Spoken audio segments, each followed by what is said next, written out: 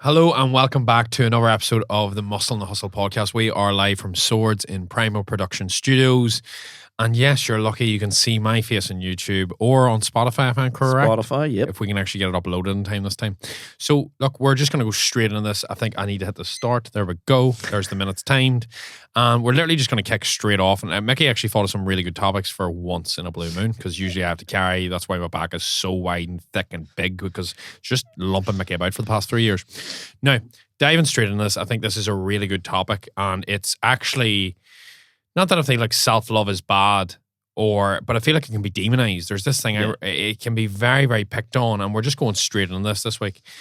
It's one of these things where, like, if you aren't building your own self-worth, we talked about this before, people are letting self-worth be validated through others. Their self-worth isn't actually their own self-worth, it's other worth. Yeah. And I feel like self-love is supposed to be how you view yourself. So it doesn't mean you love yourself, it means your self-acceptance. So, for example... really good example is, did I love my cauliflower ear whenever I first really noticed it? Just a wee pointy one, like, can you see it with there? Let me lift it off. Cauliflower ear, like. It's not cauliflower, but there's a point, I would say elf ear, so I have like a bit of a pointy ear. And the first time I recognized it, I probably was a wee bit like, oh, I don't like that, I wish I could change that. And then slowly over time, I've grown to like, well, I can't change it. I probably could with surgery or something, but I couldn't really be arsed. And on top of that, it's one of these things where eventually you learn to accept it. And I actually quite like it as a quirk, even though people say, symmetry is like the most important thing with aesthetics and good looking, like the more your face matches up. But I'm actually like, I quite like that that's quirky because it's different. And it's one of them things where I feel like whenever people say self-love, they think of a girl posting her pictures in knickers, oh, she loves herself, he loves himself.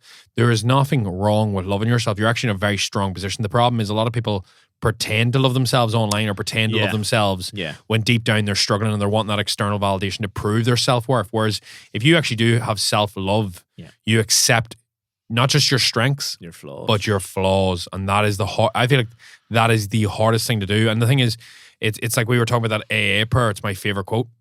We done a couple of podcasts ago and you had to read it out, and it was like, God, grant me the serenity to know the things I can't change. What is it? We keep fucking it up. That's how much I love it. It's pretty much, and people will know this, but it's literally, what's it called again? It's the AA prayer, and it's pretty much, God, grant me the courage to change the things I can. Grant me the serenity to know the things what is it? Go ahead. We've butchered this completely. God, grant me the serenity to accept things I cannot change, the courage to change the things I can, and the wisdom to know the difference. I love that. That's exactly what it is. And it's the same with self-love. Like, if you can't change something, you need to learn to accept it, because all you're doing is giving yourself a hard time. It's like whenever you make a mistake. And for me, it's one of these things where for a long time period, I would have treated myself quite confident, would have been like, oh yeah, I love my body. But if it was heavy, it was fat, or it was really, really lean, so there's certain stages where I would love it and then dislike it. Yeah. Versus enjoying the entire process. The same with like your relationship, accepting that sometimes it's going to be shit, sometimes it's going to be good, but enjoying the journey, because you can't have the highs with the lows. It's one of these things. Well, the highs don't feel as high without the journey. Exactly. Or without the grind. So if like if you become a millionaire overnight by winning the lottery, there's always, most of the time it never works out for them. Yeah, there's just the people that like earn the money, normally they don't lose it as quick. 70% of lottery winners in Australia go back to broke within 3 years. Yeah. Go back to the exact same. Now, that's only one country, but the really good example of that is what builds your wealth and what keeps your wealth is two different skill sets. Becoming rich and staying rich, two different skill sets. And that's the thing. You don't learn that skill set until you've actually accumulated it yourself, because it's managing finances, it's time management, it's not spunking the fucking money. Don't get me wrong, I would love to go out and buy a Lamborghini and say, fuck it. But the thing is, what am I smarter getting? 3-4 extra houses that are going to give me passive income, or driving around going, look at the fucking size of my fucking balls in this yoke? And when you break it down, yes, there's a fun choice, yes, there's a safe choice, but what gives me a lot less stress is knowing I have X extra coming in every month, then going, I have $4,000 going out because I want to look like the big knob. Now, not saying I'll never get a supercar, never say never, but at the same time, wouldn't fit one. See, I've been in a Lamborghini Huracan, mate, and see, I'm fucking small. I am small fry. Yeah. And see me actually getting that low to get in and out of the fucker. And it feels like you're in a fucking tin of Pringles driving about. Well, it's not comfy. I drove from Bangor to Dublin Airport in a Porsche 911 or something turbo, which is a pretty much $250,000 car. And I got out of the car at Dublin Airport vibrating. it's that hard of a ride because it's like a racing car. Comfort is. There's no comfort in it. See, comfort's what I'm all about. Like, see, Yeah. a Mercedes, a Ferrari, if you're going to go supercar, is the way to go because you've got the good mix of luxury, lux, everything, versus, like, don't get me wrong, I've nothing wrong if you want to get a McLaren, but you may as well drive a fucking shoebox. If you hit something, you are fucking daily bread. Now, in the self-love sphere, I feel like this is one of these things where people think, I'm going to become Russell Brand, grow long hair, and all of a sudden tell you to love everything about yourself. You building your weak points out, building your strengths, you actually working on yourself is beautiful, and that's what you really want to do. It'll make you happier. Self-improvement is key. So I'm not saying never chase self-improvement, but don't beat yourself up for things you cannot change. Like, if you're going, I have an insecurity about my height, for toxic with me. Yeah. The more I battle that, the more that's going to fuck with my head, the more that's going to affect my confidence, how I feel in situations. And you think, well, how do you build around that? Like, how do you learn to self-accept things, do you think? Like, how have I accepted that? Like, say, for example, like that. I know how I do it. Is it change? Can you change it? Can you change your height? No. No. Hang upside down, maybe. Hang upside down. Just pull my arms. Give us a go here, quickly. Get stretched, right? Can you control it? No. That's just the hand you're dealt. Now, with my thing, like carrying extra weight, right? Can I control that? Yeah. Am I going to do something to change that? Do I have an excuse? No. Can I go to the gym? Can I eat less? Yeah. Am I doing it at the minute? Yeah. Was I doing it 9 months ago? No. Was that my choice? Yeah. So no, I had no excuses. But I want to be I'm 6'1", not to show off, Tony. Can I be 6'2"? No. Yeah, no. Can I be 5'8"? No. You know what I mean? That's control the controllables. You know, if it's something, if there's some part of your body that you don't like, because maybe you've got small calves like Tony, right? Son, please. Everyone knows your land now. No, he calls himself ball bag calves now. Ball bag calves. I don't call myself, I was christened. Right. It's my middle name. Right. But, if that's a thing, if there's something, if you want to be fitter, faster, stronger, but you want to change it, work on it. If you're not... It's like that AA prayer, no? It really is. If you're not going to work on it, don't give out about it. That's the thing, like, I've never complained to other people about being out of shape because it's my own... It's up to me. I've trained now hard from... You're looking a handout when people do that. Exactly. You're looking someone to go, you're not that bad, lad. And you're like, no, I'm a fucking lazy mess. I know exactly. But then you get people go, I'd love to be this. I'd love to look like that. I'd love to look like Chris Hemsworth.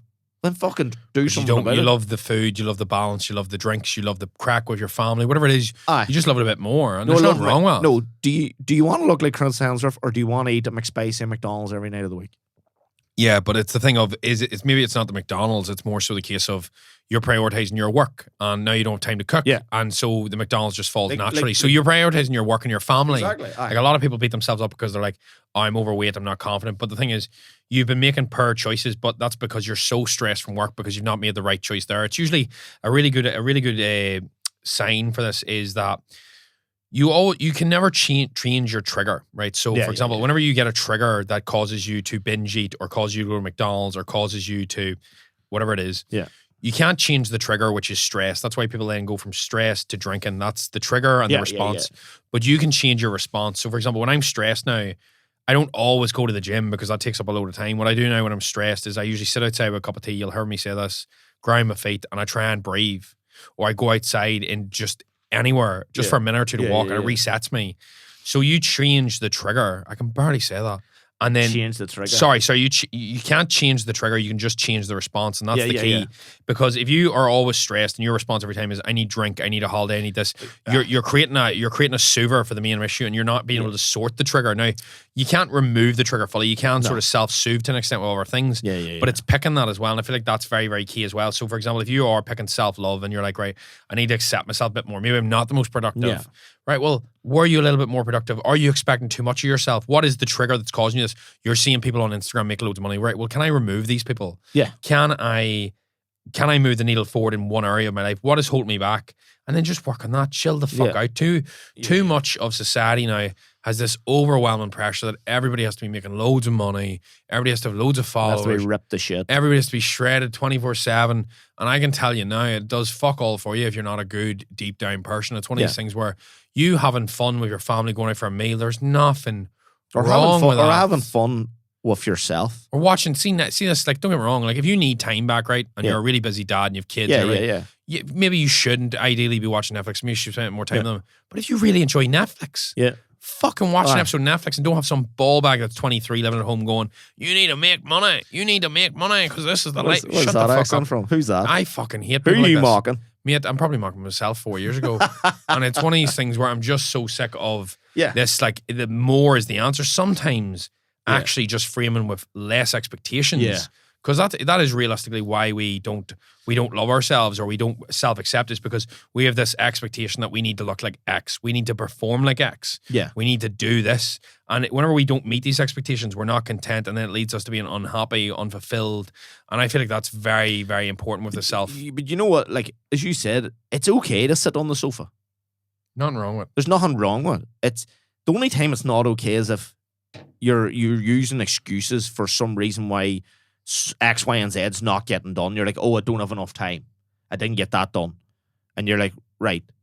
But you chalked off a season of Yellowstone. You know, and then you're like, well, maybe if you really want these things to change, instead of watching 10 episodes in the week, watch 4. And then with the other 6 hours that you've saved, put that into the thing you want to change. Or, as you said, you know, if it comes down to, you're going out 5 nights a week. No, say you're going out 5 nights a month, say, right? Just go out 2 nights a month. And then that way you might be a wee bit healthier. It's like the trigger, when we were talking about triggers there, it's like people always talk about this one, right? You're like, go to behave yourself this weekend. You go into the pub, you have 1 pint, and the next thing you're ordering fucking a bag. Right? People are like, oh, I don't know why I do this to myself. Because alcohol's the trigger. Alcohol's the thing that makes you move on to the next thing. And it's not... No, it's up to everybody's. It's your personal choice. We're not saying like you don't have to do that, but I advise against drugs. If you're making excuses that it's this, it's that, it's the trigger is you're going out for alcohol and then the next thing you're moving on to is drugs, right? Personally, I don't give a fuck. It's up to yourselves. Do what you want, but don't make excuses about it. You know exactly what's going to happen. It's not as if, oh, that's a shock. It's just a shock that the number's been on your phone and you lift it and you ring your mate and go, can you sort this out? No, that's not a shock to the system. You probably premeditated that it was going to happen. Feel with the drug thing, like it's not that I have a really strong point now because I've taken majority of drugs known to man, but for me, I feel like the piper is always, the bill always comes due with drugs. Oh, yeah. The piper always needs paid, and the thing is, you can get a real high, but you'll always get a real low. And the problem is a lot of people are doing it weekend after weekend for weekend and then wonder... Or night after night after night. 3 years later, why am I not in a good position? And once you get that feeling, that's when you need to change, not fall further down the pit hole, because you've already dug yourself a hole. You now need to get out of it. And I remember how I dug my hole pretty fucking deep and it took a while to get out of it. Yeah. And sticking your head in the sand going, it's just, I don't know why I do this to myself. Shut the fuck up. Yeah. That is the way I used to be, and that is not going to serve you. Yeah. And I think that leads into the next point that we had noted, and it's one of these things where, see, whenever you break it down, it's looking after your mind. That's the main thing that we had sort of just. Yeah. And I feel like, obviously, anything that chemically changes your head, whether it's a spliff, whether it's a drink, whether it's addiction, whether it's... There's nothing wrong with these there's nothing wrong with having a drink. There's nothing wrong with a little bit of drugs here and there. If it doesn't affect you negatively. Yeah. But it's up to you to walk that line and know where you are. Like, people will say, oh, well, I smoke a joint, it keeps me right, versus I don't drink. Yeah. Versus some people like to go out for a few pints, but you have to decide what line you want to walk, and you have to walk that line, versus telling yourself, this is just how I am, this works for me, when it's really not, and the piper's going to need paid, fucks you over in the long run. And I feel like, for me, the main things that look after my mind personally, I don't know about you, I would like your take on this, is number one, I need some sort of me alone time for the day. It can be 10 minutes. Yeah. It can be in the morning. It can be evening. I need just time to decompress, right? That's no music. That's no nothing. It's just 2 minutes to decompress, 5 minutes to... Number two is reflecting at some time during the week. I do not expect it every day. Not everybody has fucking time to journal every 10 minutes. At the end of the week, what went well? Why it went well? What went shit? why it went shit, and what you're looking forward to next week, and what are you planning. So, gives you more to look forward to, gives you to improve on, gives you strengths. But that's it, just reflecting, because if you don't stop and take a look around, you'll be going in the wrong direction. And realistically, probably the third, fourth, and fifth thing is I eat well, I train well, and I try and get a walk in nature at some stage throughout the week just to reset my head. And by eat right and train well, you do not need to track every macro. I'm talking have a bit of veg a day, have a bit of fruit, have some protein, have some carbs. Exercise, it could be a 5-10 minute walk a day. It could be go 3 times to the gym, 1 run. Build your own routine that complements your life. And then the walk in nature is literally just because the more sunlight we get, the more exposed we are. I always just feel more at peace. That's why I do the dips. That's why I do everything. Them sort of main principles really look after my head. And it's like doing something for your head, something for your body, something for your soul. And the more you look after them 3 areas, and anybody that thinks soul is bullshit, whenever you are really connected to that, like that's your roots, that's who you are as a human. That's sort of like, I know that sounds really odd, but I do believe that you've got your body, you've got your mind, and then you've got who you are, and that's your soul. Because when your mind talks to you, that is just your thoughts. That's not actually who you are. And it mightn't be... You're having a 2-way conversation sometimes. Do you ever notice that? You can lie to yourself in your mind. No, you can... Your internal dialogue can lie to yourself. It could back yourself up when you know... you don't know, but deep down, it's the wrong thing. But do you ever get into a situation where you have a row with someone and then you walk away, and then as if you're talking to yourself about how you're definitely in the right and they're definitely in the wrong, and you're playing out scenarios that haven't happened. You're like, if I go back up there, I'm definitely going to slap him. 100%. And you're playing it out in your mind, and you're almost going, right, you need to be ready because you're going back up here and he's going to say this and you're going to say this back, and someone's going to end up hitting somebody, and you probably need to be first. But then you're like, what the fuck am I doing here? I'm already walking this way. I'm not even going back near this guy. Yeah. But in your head, you've almost had a fight. Well, it sort of relates to I sort of like to call it whenever I talk to people, and this is quite deep, and you'll not have heard me talk about it. It's like the modern man's chakra. Do you ever see the image of the Indian stuff where it's got so your head, your body, your soul, your gut. It's got all these different spears. I do believe that's why people say listen to your heart, listen to your gut, listen to your head. Yeah. Then you talk about your soul, you talk about your body, because all these things are interlinked, but I don't believe they're all one. They're all different parts of you. And I do believe the more you train certain parts, the better you get. But that's why, for example, whenever you are having a fight with somebody, as you said, you can be stubborn, and that's your mind telling you, but your internal dialogue. And that's why, for example, you'll notice sometimes, for example, I was in the gym last night and I was really struggling, deep side of that in here. And my body was going I'm fatigued, I'm wrecked. And then in the back of my head, I'm going, you've got this. So then how's your mind having one side of that conversation? It's not, it's 2 different parts of you. Yeah. And I think a lot of people get overwhelmed with what? And see, whenever somebody explained to me before that your thoughts aren't actually who you are. No. That's not who you are as an individual. That's just your brain popping random thoughts. So see, when you get a thought for example, I'm a dick, I'm not good looking, whatever it is, you can go, nah, I don't want that. Throw that away and think of something else. When you dwell on it, you're still picking that. You're letting your mind run rampant, and you need to bring it back to that moment. That's where meditation comes from, all that breathing. When you breathe back in, when you breathe and focus on breathing, it brings you back to your breath. It allows you to focus on what you are right now, present, feel the ground, and it washes away them thoughts. And that's why they notice if you do long spells of meditation, everybody rants about it, and you're probably thinking, oh, that's bullshit. That's why then people tend to be more calm, more at ease, because they're used to thoughts coming in. So when you meditate or you breathe or you do breathing practice, see, when you're trying to be still, you will get every thought. You'll get, why did that girl break up with me when I was 15? Why did my dad do this? What about this? I'm a bad person. And memories come up. And all you want to do is breathe, exhale it, and just think of a new thought. And it's letting your mind drift, then pulling it back. And see, the better you get at letting your mind drift, that way, see, when you're lying in bed at 1 a.m. and you're thinking of all these shit that went wrong with your life, you can just start and pull yourself back to reality, because every time you're thinking of the past, it's a waste of time. Every time you're planning too far ahead, you're giving yourself anxiety because of situations that can happen. Whereas staying present through that breathing practice and actually focusing on the fact that thoughts are not real, they're just your fucking mind running rampant, will actually change your perception on them and allow you to take more control. It's the thought tree, isn't it? That was called. Fuck, that is fucking just knowledge. I have no clue what it was, but I just feel like a spitfire. The thought tree, so if it's not real, you can throw it away. Yes. So you can't control it. So you just grab it and throw it away. It's like it's the basis of dealing with anxiety in a way. Felt like you were Charlie Sloth there, and I was on BBC Radio 1. I was just firing the booth, rapper, spitting it in. Yeah.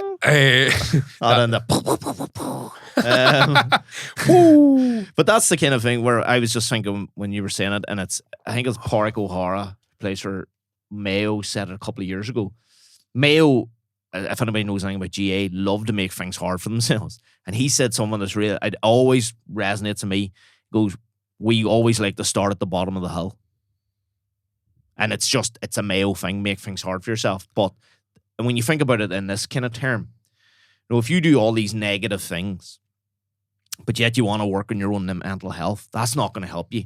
When you're starting, you're going to put yourself at a -10 when you really want to be at 20. Instead of starting at 0, you're doing all these negative things at the weekend, and then that's affecting you during the week. And then you're wondering why work shit, relationship shit, life feels a bit tough. Because life isn't that easy. Modern society is fucking tight going at times. But at the weekend when you're unwinding and you're starting Monday at -10. I believe it is one of them things where modern life is easy. We just perceive it as tough.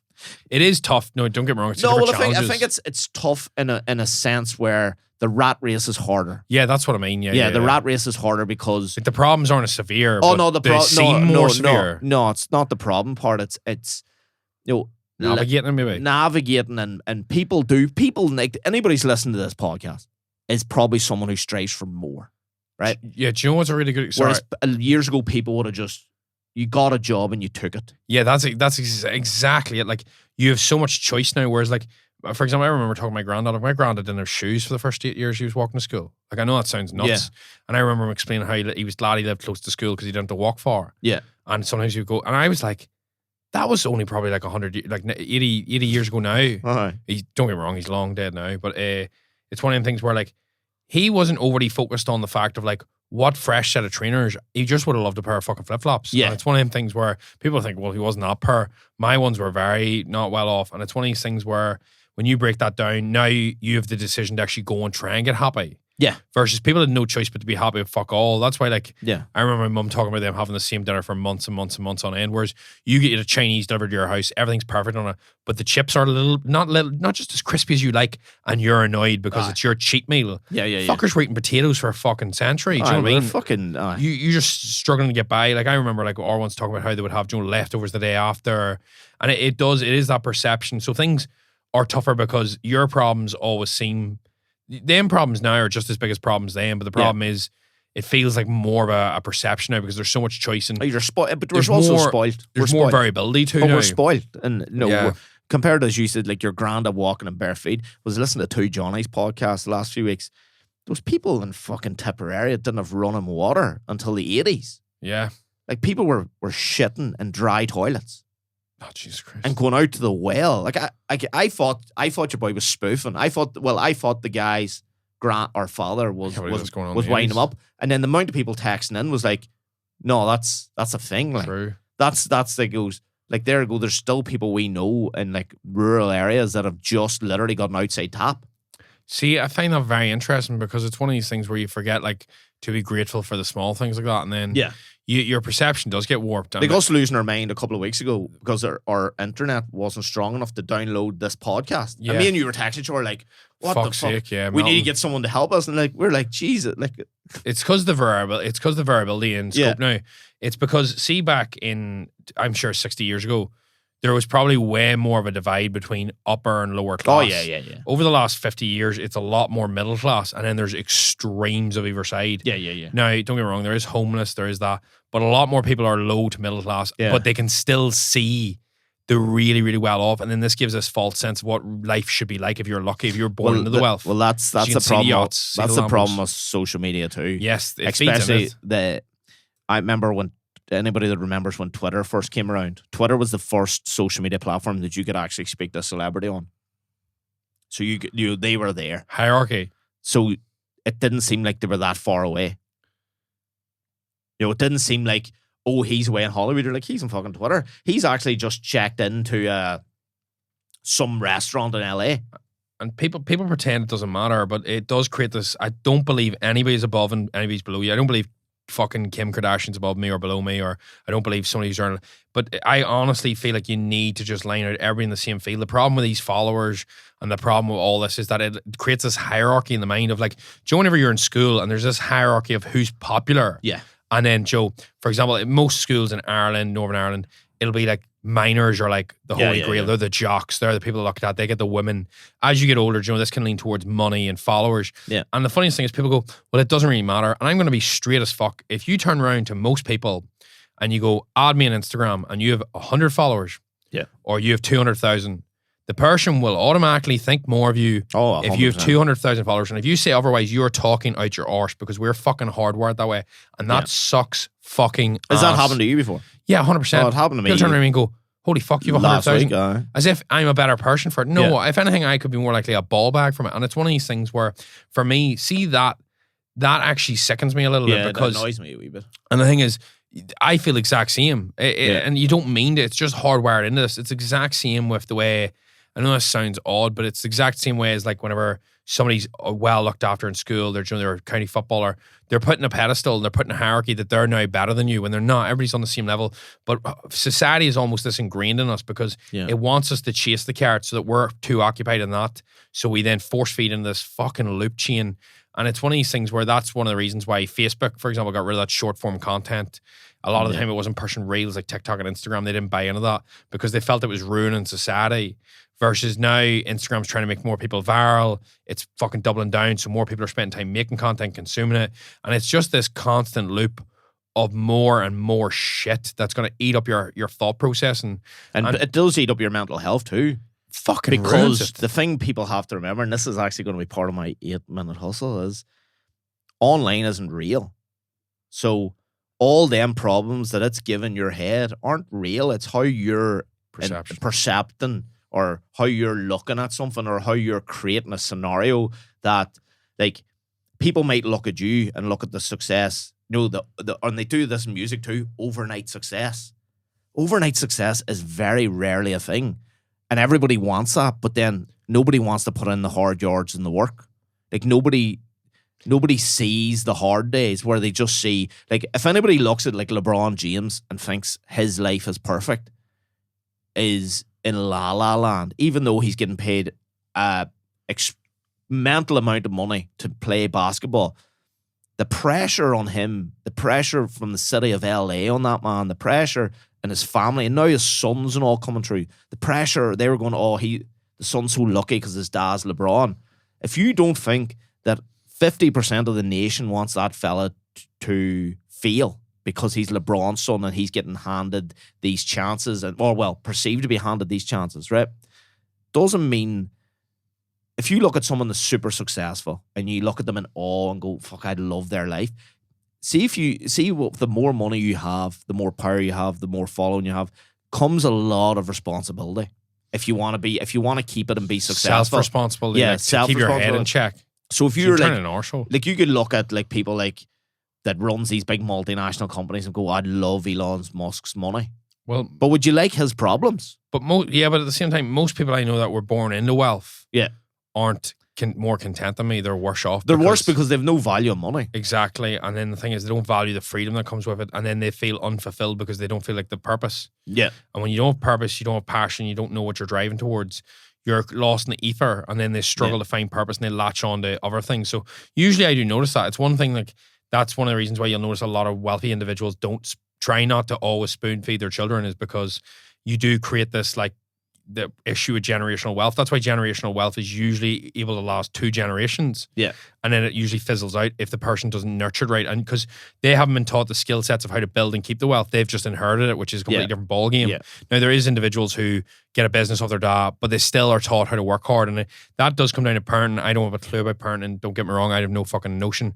But that also comes down to value systems, moral systems, and how people are actually tuned in the world. And it's just one of the things where very easy to say that here now, but it's very tough to turn around to your child whenever you've got the money. It's no flinch not to buy them a car for their first 17th birthday. John. Oh, well, I know families. There's people that'll be outliers to that as well. I know families that could. I know a family. One guy I'm thinking of in general could probably buy the entire Holy Lands tomorrow, and it won't make a dent. It won't make. He wouldn't even fucking lose breath, right? And his son has to pay rent himself. Yeah, see, and I think that's he's good. instilled that into them, that, come a certain point in life, the dad, the catch net will be there, but he allows the fella to make mistakes. He allows the fella The fella has to pay his own way, goes on holidays with the lads, but there's none of this tripping about in G-Wagons. Now, there's G-Wagons parked in their fucking front yard. There's Range Rovers, there's everything. The son is in a Golf, and the son bought it himself. Yeah, but see, I and think it that means builds more values. to no. I seen the son put up the post, and he was chuffed. He bought his first car. Yeah, but I rate that. Like, for example, like when I was 14, I got sent out to work. Yeah. Underage, obviously, shouldn't be saying, but it's £3.40 an hour I was getting, and people laugh at that. Like, I worked 6 hours on a Saturday and was getting, like, what, 20 quid in my hand? Yeah. And I would spend, I'm not joking, about half that on my lunch. And the thing is, and say if I wants to buy me shoes to go to work, black boot, like, it probably actually broke me even going for a year to work by the time you get all your everything sorted and all. But it wasn't the fact of the money, it's the fact of the principle. The hard work stands by you. Like, I remember waking up at 4 a.m. or 5, having to walk out to the place because I didn't drive, lift newspapers off a van, fucking hands cut off me, and then fucking line them all out, constantly do this for like an hour, then do it in another shop. Yeah. And the thing is, it's not the money. That's not what's important. It's the principle. And it's very tough to drill that into yourself when you're young. Yeah. So that's why it actually is important that if you don't have them principles now, you can look at that and not go, my one's done that to me, or I wish I wasn't born. That is bullshit, because there's somebody in your situation that turned out fine because they caught themselves on sooner. Yeah. Excuses, like, definitely feeds into that, as we were talking about, keeping your head right, because everybody's born in a different situation. Just like if you were born really poor, you can fall into that, oh, why me? Look at him, he's the life. And you have to catch a grip, because you need to ask yourself, well, their downfalls are where I can go stronger, and I have pros that they don't. Like, I've had somebody really well off say to me before, I wish that my family is more like yours because you've got the work ethic from it. Yeah. So they've said that. Versus in my mind, when I was younger, the first thing I would have said is, oh, I wish my ones were as minted as yours, because then I wouldn't have had to do fuck all. So it is just like catch-22, but you have to keep your headspace right with yourself, because everybody faces their own individual challenges. Yeah. And there's no right or wrong. Like, me and you upbringing to somebody else's will create different insecurities, will create different issues. And everybody does have to navigate their own life. And that's why it's so difficult, because there's not a roadmap you can follow. And I feel like that's what a lot of people are trying to follow now. You see somebody doing well and they think, oh, that's the life for me. That's where I want to go. Yeah. This is where everything goes. And the problem is they start following it and it feels great initially because they're getting momentum or something blows up, and then they think this is who they are. And then they ask themselves deep down, is this who I am? And it's not. You're sort of following this path. You see that all the time. Someone now. else's path. It's not your. That's the other thing. It's like, I was listening to the thing coming up here today, and they were talking about people selling programs to get other people rich. Like, just because you buy a program of someone doesn't mean it's going to make you rich. No, if you buy a $2,000 drop shipping program, doesn't mean you're going to be a drop shipping expert. It'll always come down to your own personal actions. Every single time. Same with coaching. Same as every, if you look back at it now, and every single person that's sitting listening to this podcast now, could you have done better in school? 100%. Like, anybody listening back and thinking about how they got on in school and, with exams and different things, right? Because you're so far past that at this stage, you look back and go, fuck, I could have done a lot better. I should have done a lot better.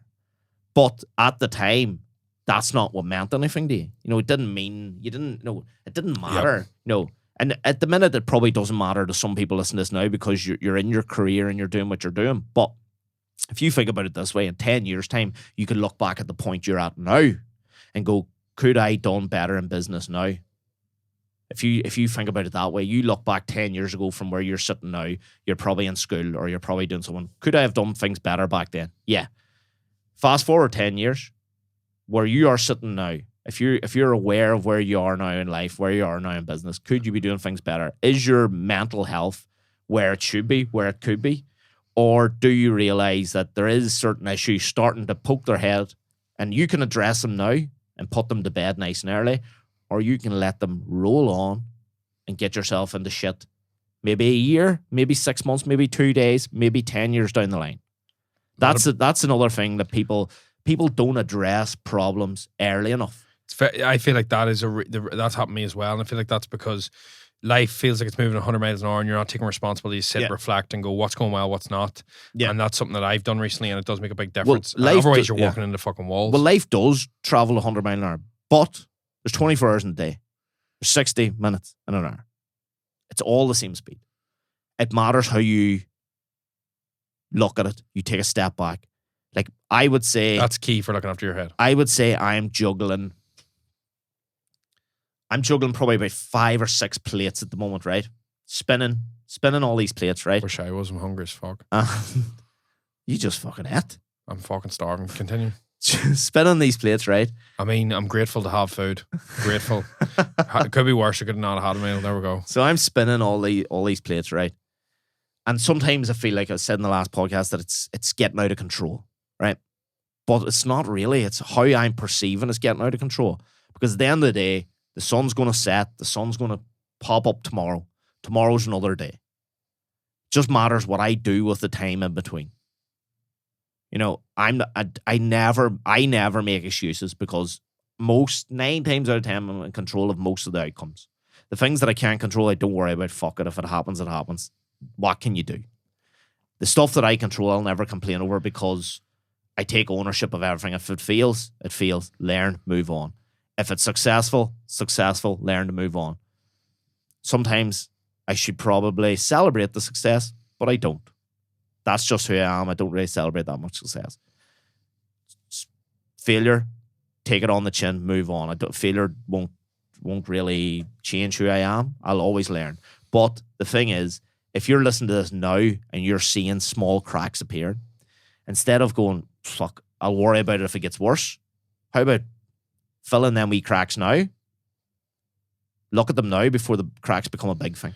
People don't see the cracks, though. That's the problem. But hopefully now someone's listening to this now. Now, if you're listening to this right this second, and you don't think there's a crack in your life, there's a crack somewhere. There's a crack somewhere. There's a crack somewhere. And maybe it's a relationship, maybe it's work, maybe ask yourself what's not going well, and then don't go, oh, that's just it's that person, it's me, it's the time, it's no bullshit. That's complete. Or ask yourself what the shittest thing happened to you last week was. Or ask where you feel worse. You know, it could be something as simple as your sex life. It could be something as simple as your partner. And it can be stuff where you're like, no, me and my partner are okay. That's not good. You and your partner should be great. Yeah. Then that needs work done because that's something that's if you don't work on something that's just okay, it turns to shit. Really good example is if you're just in okay shape when you're 20, usually when you turn 30 or 35, you turn to shit shape. Yeah. Because it's not been looked after as efficiently as it should be. And as you develop a marriage, a relationship, a job, a career, you nurture these things and they move forward. It's like watering plants. If you're not watering it constantly or letting little droplets go in and you're not spending your energy on that. And I always use the idea of like you're watering plants, so like your time, you're not putting a little bit of time, a little bit of effort in, then these things come back to bite you in the arse. Yes. And I feel like that loops into the idea of like looking after your mind. Like but it's also like the red flag thing when we talk about looking for a significant other. If there's red flags at the start, right, the chances are them red flags are going to fucking pop up down the line. That person very rarely will work on themselves the only way they'll work on red flags is probably when they're not with you or they're in a very secure relationship, and that can be very different. I don't know if they even do it in a secure relationship. I think it's normally after a breakup. It depends on the person. Aye, but I think it's normally. Some people grow really well. Do you know, like one person's insecure. If one person's very stable in every area of their life and the other person's say insecure, getting into that relationship with that very stable person can help. But two unstable people always make a mess. But you also have to be willing to see, like, a red flag. Your own red flags are very hard. Oh, fucking deadly. Until something catastrophic happens. What's yours? I know what mine is. I'm very impulsive. In life or in relationships? Everything. I have to stop. Like, for example, I'd be quite impulsive. Like, see, I get offered, like, for example, I was talking about Kane not be, but like I was talking about, right, I got offered so many houses there and I was like, yes, makes money, makes sense, go. Right, but I haven't even thought, like, right, what is going on for the next 3 months? Do I have the fucking money? Do I have this? Do I have that? Like, you're already going because you're like, oh, this sounds good. But not every good decision is the right decision right now, if that makes sense. So, for example, just because it sounds good doesn't always mean it's the right move for you at that specific time point. But, for example, that goes the same with like dating, that goes the same with everything else. And you might notice that as yourself with a red flag, but it's very tough to know that until you've made the mistake. And then you have to learn from it and you go, right, well, that was my issue. And then if you don't learn from it, you're just going to repeat and repeat. Exactly. That's like a common thing we've been saying over like almost every other podcast. Mistakes are fucking fine as long as you learn. Move forward. But it's when you keep doing the same stupid, like everybody, like we've all got that one friend that you love him to bits. but he keeps Doing the same thing. doing the same thing and fucking up the same thing. And you say to him, what happened there, lad? She was a nice one. Oh, sir, would he hear this? And then you're like, I already know what you're going to say to me because you do it all the time, or you keep picking the same sort of girl who breaks your heart. Yep. And you never learn. And they're like, but sure, it's great crack. And you're like, but you have to at some stage realize that this needs to change. You need to break that cycle. Sort of loops onto that, like fighting the right person to say, it just wasn't the one. Yeah. The one doesn't exist. It's who you're willing to work with, and it's who you're willing to build upon. And I feel like a lot of people are waiting for the right one, but what you're actually waiting for is the person who's developed in the way that you're looking, or at least you can compliment or you can help. Yeah. Or the person you're willing to put up for their shit with. But also the person that, if you're waiting for the one, right? The person you're waiting there is on a one. could be right under your nose, but you just don't really know what you want yet. Or, everybody loves being in a relationship, and there's nothing better being in a good relationship, right? But that person that you're in a relationship now may or may not be the one, right? But may have been the one at one stage. People change. You can still love somebody and have to let them go because it's not the right person for you. Exactly. Or that's very difficult for a lot of people. Or it's not the right time for that person. Or, like, I've been through that lately. You can love somebody and you can both evolve differently and change and your values change. I went through that quite lately where everything was really good. And it actually was better than good, right? Except for the timing. The timing. Do you believe in the saying, though, where people turn around and somebody will counter argue this point? If it mattered, the time wouldn't. No, that's not true. It depends if it's a real issue. It's the right person, wrong time. Whereas people go, if it's the right person, the time won't matter. And I sort of do lean into that. That's only people that's like living life in a fabricated form. Yeah, like a fairy tale. In a fairy tale. If the timing is wrong because of scenarios, real life scenarios. Like a really good example of this is you could meet the one, but it could be 3 weeks after you broke up with a 10-year relationship. Yeah. Or you're probably not ready for that and you could fuck that up. Or you could meet the one the day you're flying home from Dubai back to Ireland. You can meet the fucking one and something in your gut or something in your heart tells you this girl's the one. Is she looking or you meet her a week before you fly home. Say you're in Dubai for 6 months and the full 6 months, shite all, but for the last month you meet the one. She lives in Australia, you live in Newry, right? Timing couldn't be worse. She goes, well, I have a successful business in Newry. You have a successful business in Sydney, but it's not an online business, so you can't move in between. What are you going to do? Timing just sucks. Yeah, and then you're left picking between like your family, and then you're left picking exactly. work. And I do believe you can make people make life hard on themselves. There is certain times where the timing's wrong, but it doesn't matter. But there is certain times where there is external issues that. Do you not feel like there's a lot of pressure putting people to have a partner? Oh yeah, like there's like people like because I'm single at the moment. People go, "Are you single?" And you're like, "Yeah," and you're fuck, and you're like, "What?" Like what? What's? They're shocked. Is that it? No, they're like, "Fuck." Damn right. I didn't think you'd be single.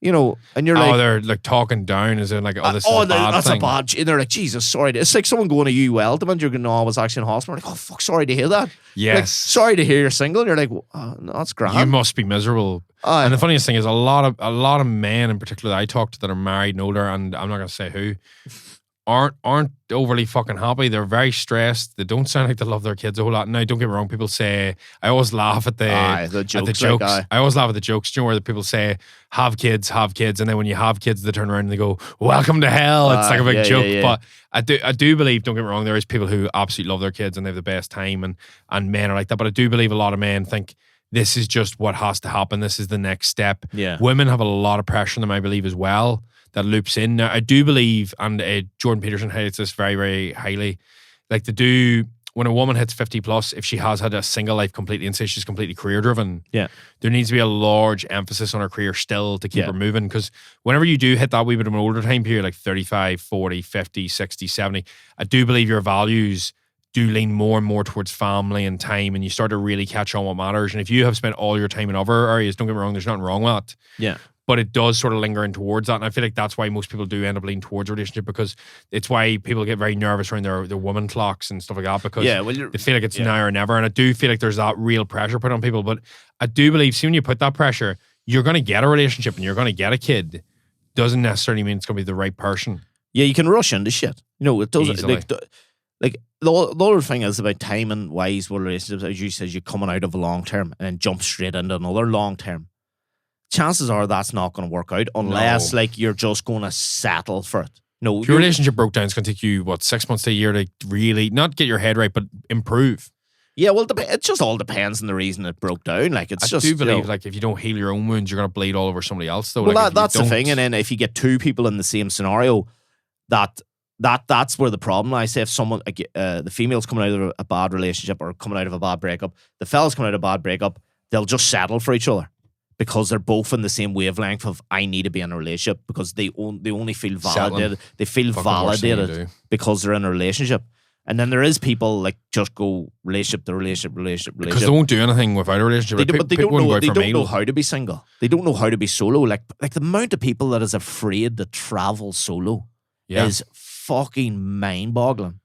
And the thing is too, you can also travel with friends. Like, see, anything you can do as a couple, you can do as a friend. But also, like even for the simplest thing, right? The amount of people are afraid to go to the cinema on their own. I don't understand. And that. they think it's fucking mental. I do enjoy company though. Like, see laughing at a movie by yourself or with people. Yeah. It's better with people. But I wouldn't miss out on an event because I couldn't go with somebody else. The first time I ever went to cinema on my own, right, was you know what it was? It was the day after Paddy's Day last year. What'd you say? Spider-Man, and I've never seen another Spider-Man in my life. No Way Home. Only the final one, yeah. Oh, sweet. Because my flight was delayed in Edinburgh, and I was stuck in Edinburgh. You watched the 9th Spider-Man and not the first. Aye. Oh, man. You probably didn't fucking ball. So my flight was delayed, right? So I went to cinema on my own, and I swear to God, it was so liberating. You zone out. It's very good. It was so liberating. Now I was hanging out my arse, but it was the most liberating. And then I went to see. Just get a picture of you in the cinema and the nip. I went to see Maverick. I went to see Maverick on my own. Oh, such a shout. And I was thinking, I'll go at 10:30 in the morning. Nobody will be here. Cineworld. Unreal. Best idea I've had. Landed in. Just random men. All on their own. Dads. I love that though. Dads, work band, boys in work. You're going, you fucking went out of work. You boys are meant to be building a house somewhere. And you're in Snickers trousers watching Maverick. I'd well believe it. And I was like, everybody kind of looked at each other and we nod. I know what you're at and you know what we're at. And I was like, this is fucking at 10:30 on a Friday morning. Paid, yeah. And everybody's like, and then there was this one granny came in with her son, or came in with like her grandchild, and she kind of looked around and was like, people were just scattered randomly over, but just single men on their own. And like there was like one group of two fellas. And she came in with her child, and she didn't realize the seats moved in the cinema. Oh, and it scared the fuck. It scared the life out of her. And then that brought me great amusement too, because every time we moved, she went, "Oh Jesus!" Yeah. And but like that's the thing. People going back to the mental health thing. That's a good sign of a strong, I think, a strong mind too, is that you're okay to be alone. But I feel like that's like looking after your soul, and I feel like that's the part people neglect. They don't do that because they're waiting looking for after your somebody soul, to. but it's also it's been okay. It's been brave and okay that you're on your own. Like believe good people around you do help. Yeah, and if you're fortunate enough to have family or friends, then you're laughing. You don't always need a partner, and I believe that pressure that's applied is just so not needed. It can actually take away from people in their 20s because they spend the whole time going, or their 30s going, fuck, like, I just wish I had a partner. They're always searching on what they don't have rather than what they do. And whenever you're constantly like looking at the grass is greener, you are gonna be fucking miserable. And I've done that. Everybody else does it. But the thing is, there's a difference when you catch yourself on and you agree in that thought process, like we were talking about neuroplasticity. 9 positive emotions or 9 positive thoughts for every 1 negative, right? Well, I don't have a partner. Well, number 1, I don't have to worry about anybody else. Yeah.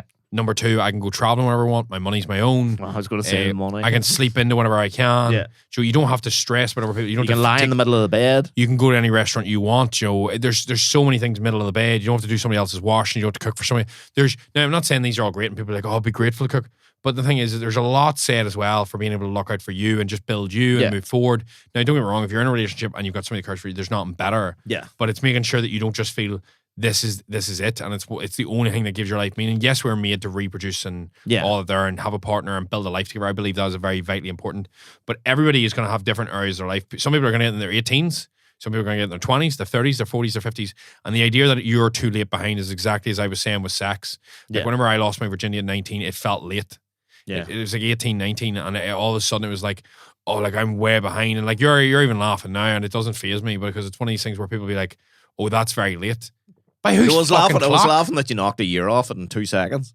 You went 19 to 18. 19 year 18. I was in round that. I was in like I was. But it was the same as when you got your first pube, and the other boys had a 19 or fucking 18. full bush. You're like, hold on a fucking minute, You lads. feel behind. Where the fuck did they come out of? And it's this external pressure. So whenever I lost my virginity at 18, 19, I felt like this overwhelming, like, fuck, that was late. And like I'm behind now. So you have to and play catch up? No, fuck. I never played catch up. At church, we went through numbers before and you wouldn't give out numbers. My numbers are below 10 for anybody else. He's a liar. And it's one of these things. I was in a relationship for like 6 years, so it's one of these things where like there hasn't been that much gap anyway. And I don't find, and I said this last time I was down here, I don't find any satisfaction from chasing tail or seeing how many women I can sleep with. That does. But then what did you do? nothing for What me. did you do when you felt like you were behind? You just felt like you were behind. You No, did because nothing once about I it? had sex, once I goes, that was it. Like, don't get me wrong, it was fine, it was good, it was great. But it's one of these things where I was like, that is all, people are hyping this up so much. It's like the first time you drive and you get a car, it's great for like a week and then that's it. And it wasn't, I never feel the need to catch up because it was like my first kiss was late. I think I was like 14 or 15. Like that would have been late for most people. But whenever you kiss somebody, that's done and you're like, I made such a big deal of this. And it's the same with having a partner. Yeah. People make a massive deal of having a girlfriend, having a wife. Yeah. And don't get me wrong, it is a really important part of your life, but the external pressure ruins the build-up to that. It's and then not you're everything. It's not enjoying the journey. You're not enjoying your life. It's like, do you know what's a really good example? When you're 17, you just want to be 18 because you get your ID. Whenever you're 18, you want to be 21 because you want to be in uni. And then Whenever you you're want everything to 21 slow down. Whenever you're 21, you want to be 23 because you want a full-time job so you can afford more things. Whenever you're 23, you want to be 30 so you've got a house and more space. I don't know if anybody wants that. But like this is the sort of thing where people do look, try and move forward. Everybody wants to hurry up to their 21 and then they want to slow everything down. Yeah, Like exactly. they're like, no, I don't want to get older. I don't want to be 22. I don't want to be 23. I want to slow everything down. Then when they're 29, I believe once you go into full-time work, it probably they're happens. like, they want to be fucking 21 again. Like the amount of people that's hitting 30 going, I wish it was in my 20s. I wish it was in my teens again. But it's like that thought process. People are chasing that partner, chasing that. This is what's going to make me happy. This situationship, this situation is going to be the precursor. What happens then whenever your relationship breaks down and you've rushed into one at 25 and you're out at 35? That's where the problems, when people... Society's different now too. People don't work hard in relationships. When people's relationship breaks down, it tells you more about them. Same with friendships and all now too. Because like friendship breaks down, people don't try and rebuild it. They go, fuck them. Versus years ago, people would have tried to patch things up. Well, see, now, I would be on the understanding now that if a friendship breaks down and the other party isn't willing to work on it, then that's not a real friendship. At one stage, it may have been a friendship. It's not now. But it's not now because just people's life changes. Like everybody's got like their school friend who they'll probably always be friends with for the rest of their life. But as you get older and as the kids get involved, wives, girlfriends, just life, work, general, you go apart, but you're always there for each other. But you don't have to speak every day. You don't have to, you don't have to do things together, but you're still friends. But it's just the same as sometimes best friends can grow apart and then they realize after 20 years of being a best friend, you're like, I don't really like that person anymore because we're both very different. And you know what? That's fine. You can still have love for them as the person who you went through a lot of your life with and as friends with. But you don't have to like them anymore. They don't have to be your friend, but you've always got to have that place in your heart for them because you went through school, you went through uni, you went through the hard times. But you know what? Life does change. You change. Everything changes. There's certain stages where you'll be going right and they'll be going left. And exactly. And that's fine. It's up to you if you want to try and nurture that plant and try and keep it with you. But a lot of the time you will. And that's where, whenever you're 13, you're 15, you're 16, your friends seem like everything. And then very few of your friends that age stay. No, they don't stay because... But it seems like such a big part of your life. It seems like everything. It seems like when you're growing up, it's like, if you go into a pub, right? People between the age of like 18 and 22 are in groups of 6, 7, 8, 9, 10. They're all the lads are in the pub. When the boys are in the 30s, right, with 2 other boys, maximum. Because life changes. Friends. When you're young, your friends group, you're going buses places. Imagine a 30-year-old, if someone in their 30s trying to organise a bus these days. You'd be like, what the fuck are you talking about? I don't know. I don't know 52 people. No, fuck that. But yet, when you're 18, you're like, no, lad, there's no room for you in the bus. I know, it's fucking nuts. But that's just the way it is. When you're young, your friends group's massive. And then bit by bit... You realise it's not a friend group. It's just acquaintances. It's acquaintances. People you know. It's the same as when we talked about in the last Everybody's got the podcast same about goal. everybody's got the same goal, and everybody Well, yeah, wants to be friends with everybody. And then when you go to uni, it gets a wee bit smaller and tighter. And when you get out of uni and you go into work, it gets smaller and tighter again. And you have your work friends who aren't your childhood friends, aren't your home friends. They're just work friends. But it's just knowing the difference and cultivating that. And say when we talked about being on your own or being like people saying about, you know, I've got 3 really good friends. I think Joey Diaz talks about it. You have 3 really good friends. That's all you need. You know, Yeah, quality over quantity. quality over quantity. And it's like when you're in a relationship and you get out of that relationship, like it is hard and it does fucking suck ass at the start, right? But that's something you need to be better in yourself so you can be better for the person as well, the other person in the relationship.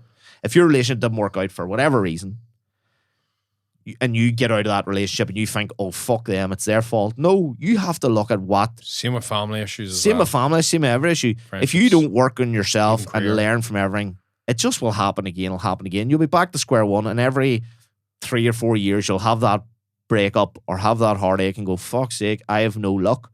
No, because you keep falling into the same traps. Life's full of wee traps, and if you keep falling in the same one, more fool you. Like. I feel like that falls into a really good point to finish on is it's not just about the quantity of anything in your life. It's about the quality and the depth. And that goes for everything. That goes for your workflow, your productivity, your family relationships, your friendships. Yeah. There's no point in trying to water a million trees. Pick who's important to you and focus on depth, because in the end of the day, that's what's really going to matter to you. It's not going to matter if you had 50 acquaintances. It's what's going to matter is who you'd close to you. And that's really at the end of the day what's most important. And I think unless you want to touch on anything, we'll wrap. We'll wrap her up. Share your story, please, especially if you found it good, because this is building us like fuck. And then rate and review. And that's Where can you find us? You can find us on YouTube and Spotify. Steve says YouTube first because it's Tony McAlevey. Yeah, It's fact. YouTube. Look at him, he's fucking self-obsessed. Seeding. And you'll also find us on Apple Podcasts. Apple Podcasts for audio, Spotify, and YouTube for video and audio. The video is the main thing because you get to look at the big man. The video is So the main thing. And thank you keep very sharing, much. rating, reviewing. And yeah, cheers for have a everything, good guys. one. And let us know how you find the in-person videos and we'll go from there. We'll do more.